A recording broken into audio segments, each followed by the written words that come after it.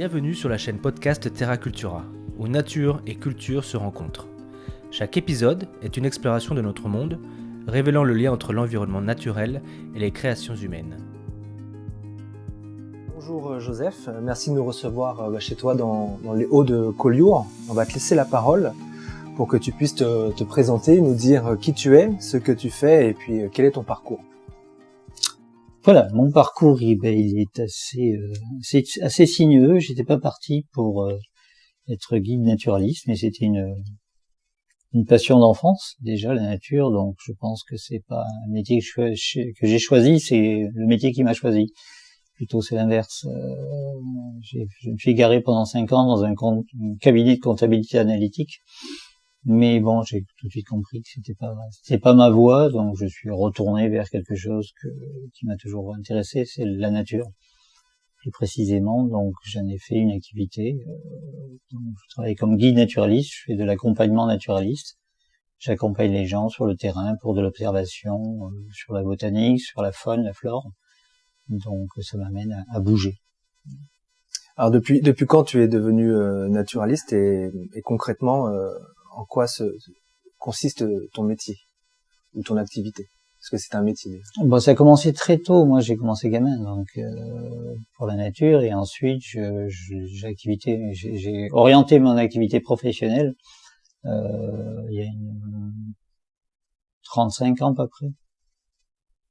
Donc voilà, j'ai fait beaucoup de terrain dans différents endroits et au niveau de l'activité, ça m'amène à découvrir différents milieux, différents pays aussi. Ça m'est arrivé dans ce sens-là. Mais également, mon activité naturaliste, elle est orientée vers de la sensibilisation à la biodiversité, mais également un travail à travers le milieu associatif pour des suivis, des études, pour connaître un peu le statut des espèces à l'heure actuelle. D'accord.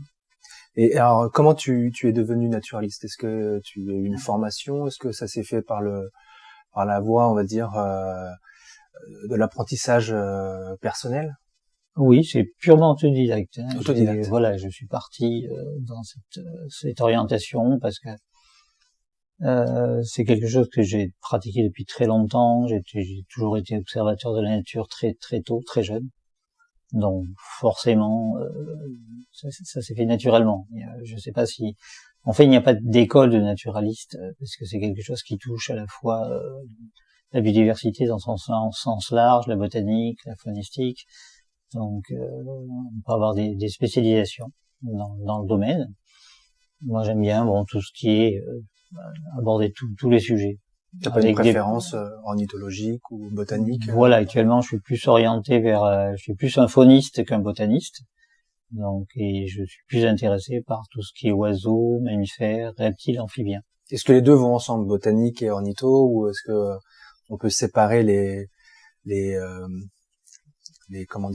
activités? Est-ce que la botanique va se rejoindre avec l'ornithologie ou la faune? Ou alors il y a des naturalistes, des guides naturalistes qui sont très spécialisés que sur l'ornithologie ou que sur une activité spécifique. Oui, il y a beaucoup de gens qui vont cibler par exemple de l'ornithologie pour faire de l'accompagnement au niveau ornitho. Moi, je le vois plus dans un sens large parce que j'estime que les espèces vivent à travers des milieux et connaître les milieux c'est très important parce que chaque milieu va avoir des caractéristiques sur le plan botanique. Et la botanique, c'est la base. Ouais. C'est la base dans le sens où c'est la source, c'est la phytomasse étant la base de la chaîne trophique. En fonction du milieu, je sais quel type d'espèce je vais trouver. D'accord. Et alors, qui fait appel à tes services et pourquoi? Est-ce que c'est essentiellement en France? Est-ce que tu as des missions à l'étranger? Est-ce que ça part de ta propre initiative ou alors est-ce qu'il y a des organismes extérieurs qui font appel à toi pour tes compétences? Alors c'est très divers, c'est soit des projets que je monte et je fais de l'accompagnement sur ces projets, soit c'est des organismes qui me contactent pour encadrer des groupes sur le terrain. D'accord. Et actuellement là tu es sur quelles principales espèces tu observes et dans quel but? Alors actuellement, il y a différents suivis qu'on fait à travers le milieu associatif d'une part, puisque je fait partie des membres fondateurs du groupe ornithologique du Roussillon, ouais. sur lequel on suit des espèces qui ont des statuts assez précaires, qui bénéficient d'un plan national d'action, ce qu'on appelle des PNA. Donc on fait des suivis faunistiques sur des espèces ciblées, par exemple la famille des pigrièches. Ensuite je travaille sur les suivis nationaux, internationaux, mais surtout nationaux à travers les programmes stock, suivi temporel des oiseaux communs ou suivi des oiseaux hivernants, qui permettent d'avoir toutes ces statistiques qu'on donne actuellement sur l'évolution des populations d'oiseaux en France. Donc c'est grâce à ces suivis qu'on fait sur 15-20 ans, en corrélation des milieux et l'évolution des milieux, qu'on peut tirer ces données d'évolution en plus ou en moins sur certaines espèces. D'accord. Et alors j'imagine qu'il doit y avoir des difficultés. Alors, au niveau associatif, peut-être des difficultés de financement ou peut-être pas. Peut-être que la région arrive à suivre.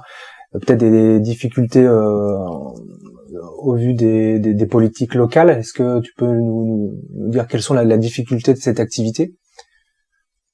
Alors ça dépend. Je peux scinder là en deux parties. C'est-à-dire qu'il y a mon activité professionnelle et mon activité associative militante. D'accord. Ouais. Donc je vais surtout parler de mon activité associative et militante plutôt, ouais. qui est basée sur cette association qui s'appelle le groupe ornithologique du Roussillon, qui est basé à Perpignan, et sur laquelle on a donc beaucoup d'activités qui sont liées à la protection à la fois des espèces, mais également des milieux. Donc on peut intervenir sur le plan judiciaire par rapport à des projets sur lesquels on s'oppose.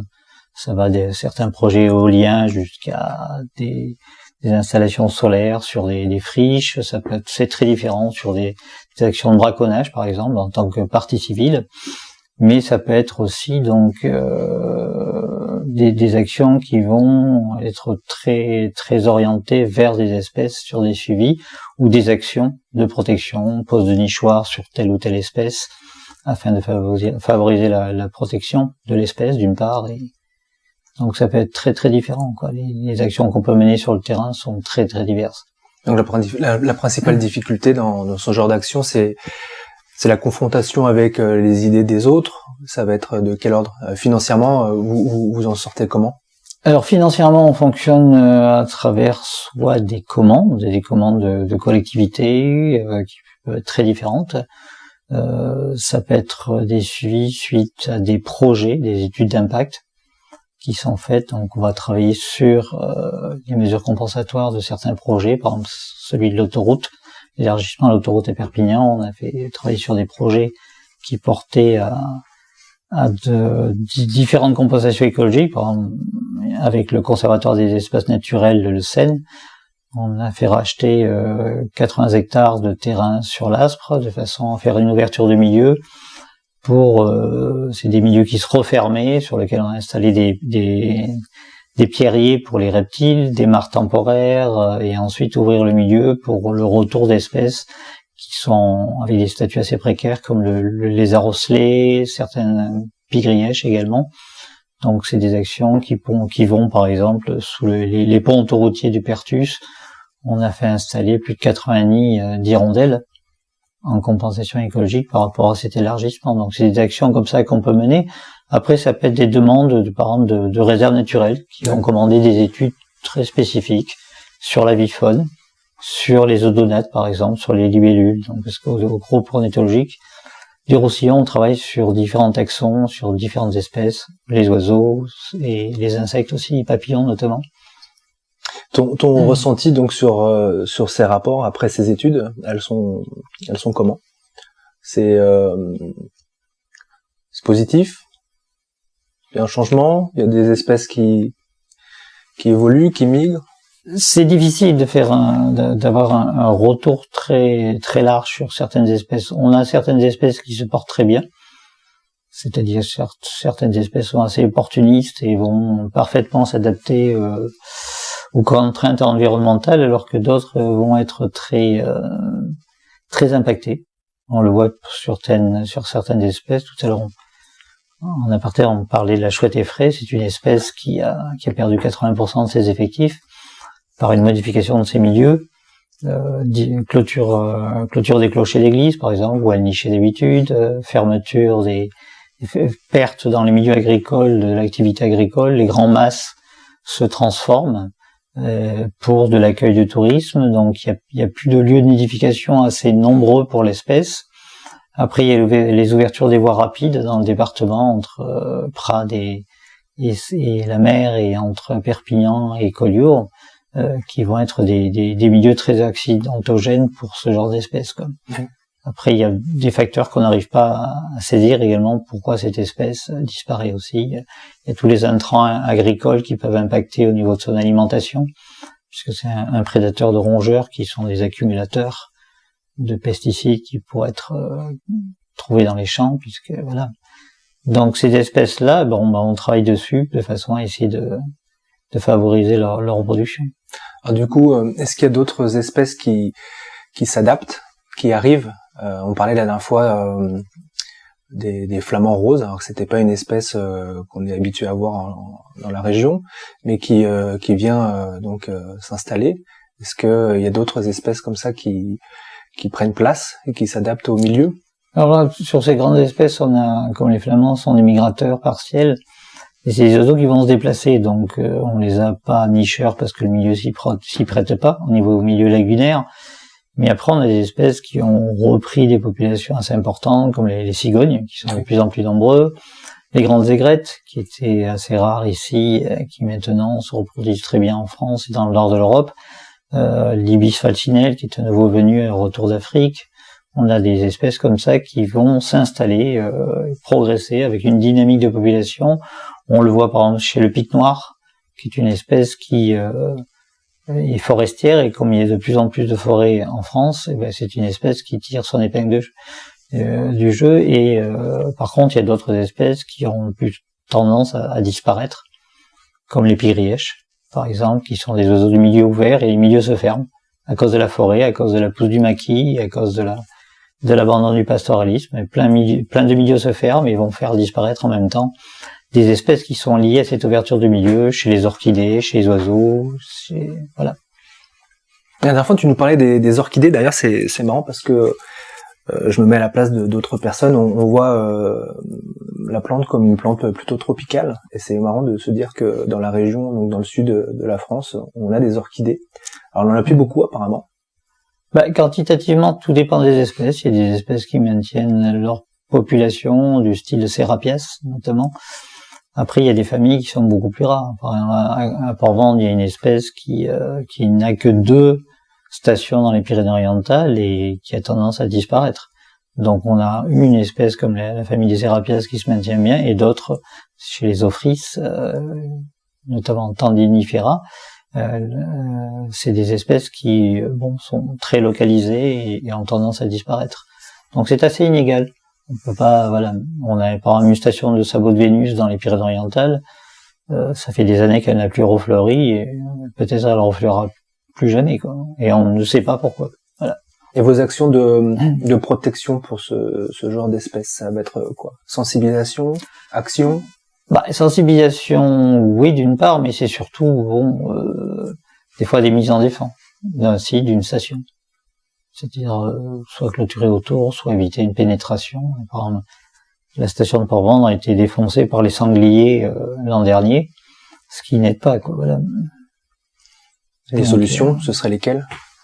Ça serait de mettre en défense, effectivement, quand on a une station qui compte moins de 10 pieds, par exemple, par une mise en protection, c'est-à-dire à travers une clôture, etc., qui empêche le piétinement, une gestion de l'espace pour éviter que l'espèce disparaisse. Ouais. C'est un seuil, qui est critique. Oui, là, à ce stade-là, oui. On peut voir quelque chose de positif dans les temps à venir, ou ça reste quelque chose de compliqué À l'heure actuelle, aucune idée. Et en aucune général, idée, parce qu'on a des facteurs comme la sécheresse qui est venue se rajouter. Ouais. Donc 3 années de sécheresse, c'est, pour certaines espèces, ça sera catastrophique, quoi. Et ta vision sur pas le long terme, mais sur les années à venir, les quelques années à venir, tu le vois comment? Tu vois un changement radical, tu vois des espèces qui vont partir, qui vont s'éteindre. Tu penses quoi? C'est quelque chose pour toi qui est positif, ou tu peux dire que la région se porte bien? On est tout de même dans une région, enfin dans les Pyrénées-Orientales, où on a une biodiversité exceptionnelle, puisqu'on part de 1931 mètres à zéro, et notamment entre 2800 mètres et la mer zéro en moins de 48 kilomètres. Donc c'est quelque chose d'exceptionnel avec tous les biotopes qui sont associés et surtout une très grande diversité de milieux, puisqu'on associe le maquis méditerranéen, les garrigues, le milieu lagunaire, la côte sableuse, côte rocheuse, plus toute la partie alpine, subalpine et l'étage montagnard. Donc il y a très peu de pays, enfin de régions qui alignent autant de biodiversité par rapport à autant de milieux différents. Donc maintenant c'est ce qui en fait la richesse. Maintenant faire des prospectives, je sais pas qui est capable d'en faire. Ouais. Le facteur c'est l'eau. Donc tant qu'on sera pas, enfin on peut rien prédire. Si l'avenir est sans eau, toute cette biodiversité se modifiera ou disparaîtra. Et on le voit sur des espèces, par exemple. Le réchauffement climatique va amener la disparition et la remontée du pin accroché, par exemple, dans les Pyrénées.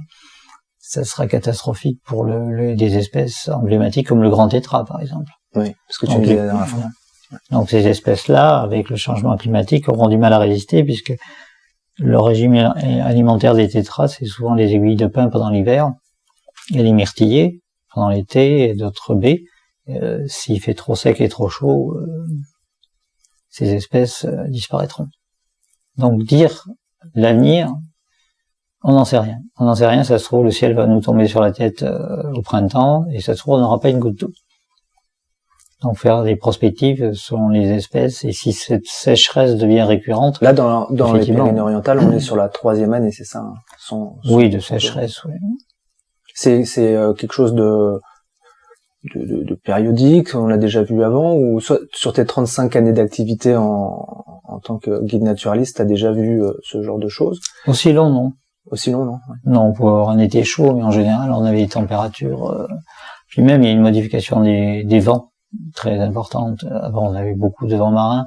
On était beaucoup sur les régimes thermiques, c'est-à-dire le matin, il y avait une brise qui descendait des montagnes vers la mer, donc en début d'après-midi, à 11h, il y avait une bascule, et c'est l'air marin qui, aspiré par l'air chaud de la plaine, se présentait. Maintenant, ces bascules thermiques sont très aléatoires, il y a plus puis les températures. Température moyenne ici, il y a 30 ans, en plein été, on était, une journée chaude, c'était 29-30. Ouais. Maintenant, voilà, on est plus très chaude. 38, là. Voilà. Ouais. Donc, très, alors très que chaud. maintenant, on est souvent sur la marge des 32, 33 degrés quand il fait chaud. Ouais, ça grimpe. Voilà, ça grimpe. Donc, partant de là, c'est vrai que les espèces ont du mal à suivre. J'imagine que tu fais beaucoup de sorties, d'observations. Alors, est-ce que tu as plus de difficultés à observer certaines espèces? Et à l'inverse, est-ce que tu observes sur des endroits beaucoup plus d'espèces qu'avant? Plus, non, pas spécifiquement. Après, ça vient entre ce qu'on voit et ce qui existe, ça s'appelle la pression. Oui. D'observation. Et bon, sans une pression d'observation régulière, on peut pas dire. Voilà. C'est sûr qu'il y a des espèces que on le voit, sont de moins en moins présentes. Alors, est-ce qu'il y a des espèces on que le tu sait, ne vois plus du tout?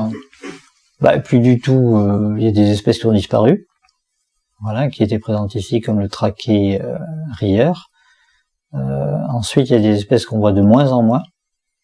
Par exemple, on a eu une belle période il y a 4-5 ans où on avait beaucoup de coucougets sur le département, et là, on a vu depuis 2 ans une baisse magistrale de l'espèce. Alors, est-ce qu'il est possible que cette espèce remonte vers le nord? C'est une possibilité. Tu m'avais dit qu'il y avait des espèces qui avaient été réintroduites de l'Espagne vers la région. Oui, il y a notamment la telle sultane, le porphyrion, qui a été réintroduite de l'autre côté de la frontière, sur les Agamoïs d'Empordà. Ça avait bien fonctionné. Ah, et ça avait bien fonctionné, oui. Donc l'espèce était retournée en France, elle avait passé le massif des Alberts, traversé les Pyrénées, jusqu'à la Camargue, et puis c'est une espèce pareille qui de nouveau est en chute libre, dans le sens où elle a dû faire un hiver très froid une fois, qui a dû décimer les populations en partie, mais s'il y avait une dynamique de population qui pouvait se recréer, Et ça remonte à très très longtemps, ça. Donc, on voit pas la population se rétablir. Ouais. Est-ce que l'impact de l'homme a son importance?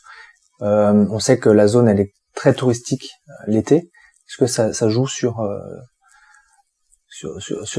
l'activité des animaux, de la faune? Ça peut influer, mais je pense, de façon marginale, dans le sens où la pression touristique est en juillet-août, oui. Ce qui ne correspond pas aux périodes de reproduction de la plupart des espèces. Et en plus, elle est très localisée sur le bord de mer, donc elle est moins impactante. Je pense que les espèces ont appris à s'adapter à la présence humaine. Après, la plus grosse perturbation, c'est la modification des milieux, quoi. Oui. Cette modification des milieux va faire disparaître des biotopes à travers l'artificialisation des sols. Il y a un gros impact agricole, faut pas se le cacher. L'agriculture est une des premières sources de disparition de la biodiversité. Et, je pense qu'au niveau des espèces, c'est ça qui représente la plus grosse perturbation, quoi. Est-ce qu'on pourrait y trouver des solutions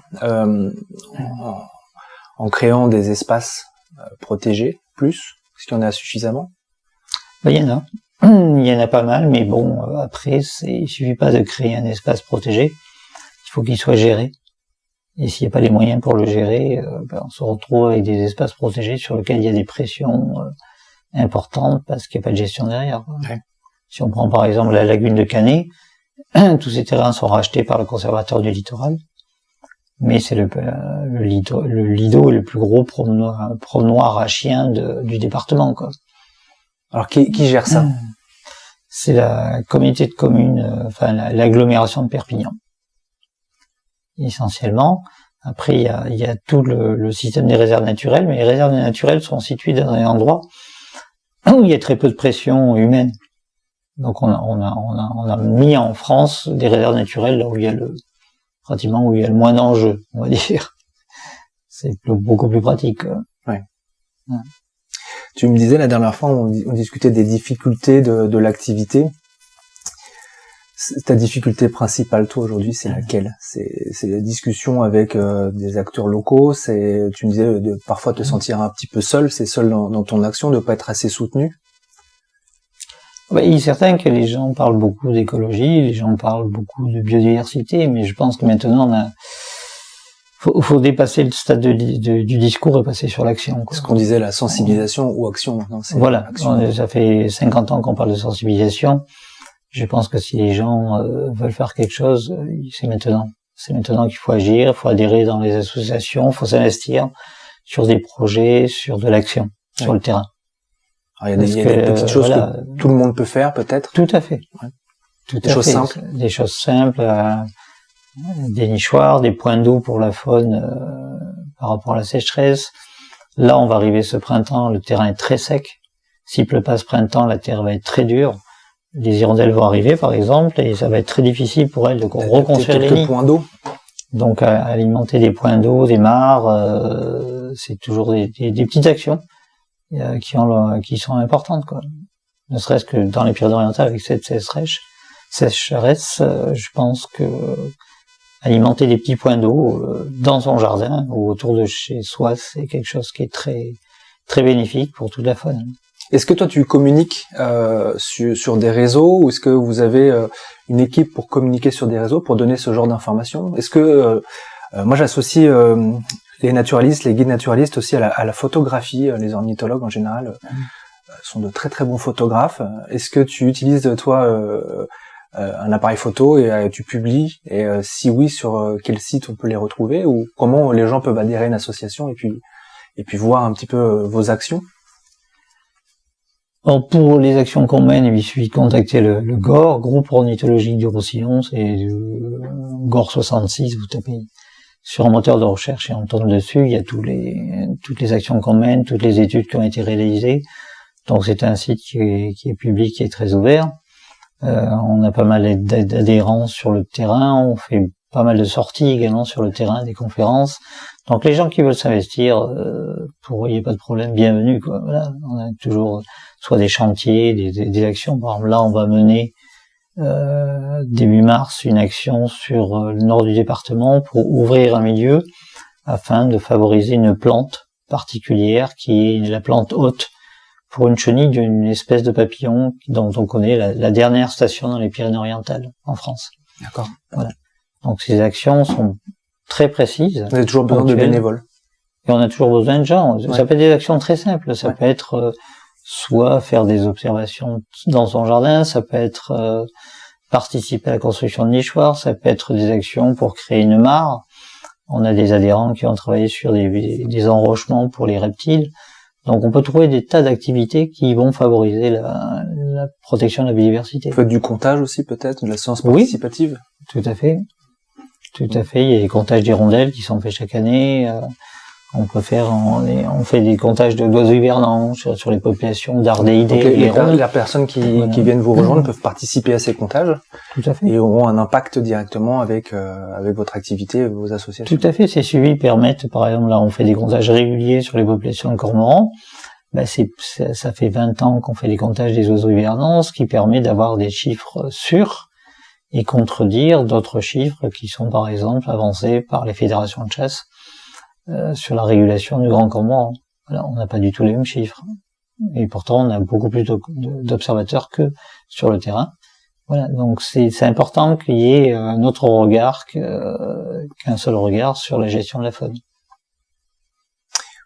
On va terminer sur cette partie. Donc, tu as des sites web à nous partager. Donc, tu nous as dit Le Gore 66. Est-ce que vous avez une page Facebook peut-être, une page Instagram ou il y a une page Facebook pour le groupe ornithologique. Les gens puissent vous rejoindre, regarder, commenter peut-être, et puis voir ce que vous proposez.